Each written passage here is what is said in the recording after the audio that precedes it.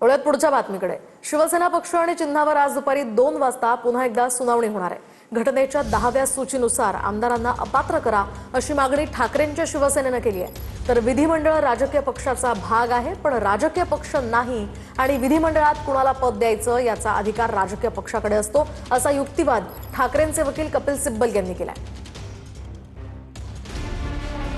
कालच्या सुनावणीत काय घडलं?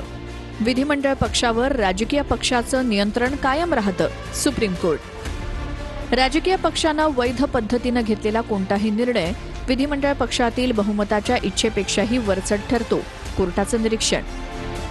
विधिमंडळ पक्ष हा राजकीय पक्ष असू शकत नाही, सिब्बल। पक्षप्रमुखालाच विधिमंडळ पक्षाचा नेता आणि मुख्य प्रतोद बदलण्याचा अधिकार, सिब्बल। नेता आणि मुख्य प्रतोद बदलण्याचा अधिकार आमदारांच्या गटाला नाही, सिब्बल यांचा युक्तिवाद। गुवाहाटीत झालेल्या बैठकीवेळी शिवसेना पक्षात फूट पडलेली नव्हती, फक्त विधिमंडळ पक्षात पडलेली होती, सिब्बल। शिंदेंचा गट मूळ शिवसेना असल्याचा केंद्रीय निवडणूक आयोगाचा निर्णयही अयोग्य, सिब्बल यांचा युक्तिवाद। ठाकरेंनी पक्षघटनेनुसारच एकनाथ शिंदे यांची विधिमंडळ पक्षनेतेपदी नियुक्ती केलेली, सिब्बल। 2013 आणि 2018 मधील पक्षघटना निवडणूक आयोगाला कळवण्यात आली होती, सिब्बल। याच घटनेच्या आधारे 2019च्या लोकसभा आणि विधानसभा निवडणुका लढवल्या गेल्या, सिब्बल। पक्षघटना नोंदीत नसल्याचा निवडणूक आयोगाचा दावा ग्राह्य धरता येणार नाही, सिब्बल। शिवसेना आमदार फुटल्यानंतर ठाकरेंनी शिंदेंची विधिमंडळ पक्षनेतेपदावरून हकालपट्टी केली, कपिल सिब्बल।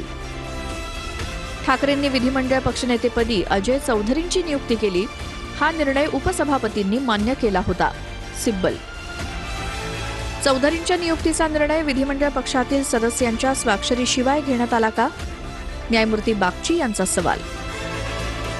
पक्षघटनेनुसार पक्षप्रमुखालाच विधिमंडळ पक्षनेता निवडण्याचा अधिकार, सदस्यांच्या स्वाक्षऱ्यांची आवश्यकता नाही, सिब्बल।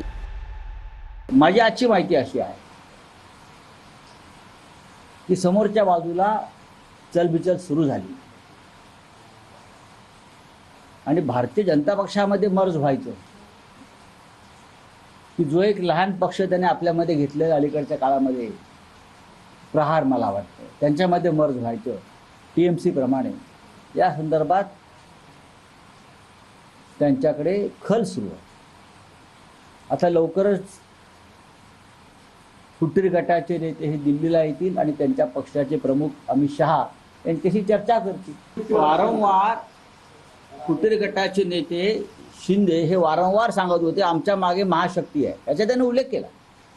आमच्या मागे महाशक्ती आहे, त्याच्यामुळे आमचं कोणी वाकडं करू शकणार नाही, हे सुद्धा न्यायालयाच्या रेकॉर्डवरती आलेलं आहे। एकाच वेळेला सगळे सुरतला जाणं, सुरतवरून गुवाहाटीला जाणं, तिथून गोव्याला येणं हा योगायोग नाही, हे सुद्धा सन्माननीय कपिल सिब्बल यांनी न्यायालयाच्या निदर्शनास आणून दिलेलं आहे। पण आता आमचं म्हणणं ऐकून घेतलं जात आहे। काल कपिल सिब्बल यांना 2.5 तासाचा वेळ कोर्टानं दिला, कोर्ट उठेपर्यंत 4:30 वाजेपर्यंत। कोर्टानं 2:30 वाजल्यापासून पुढला सगळा काळ हा आमचं म्हणणं ऐकून घेतलं।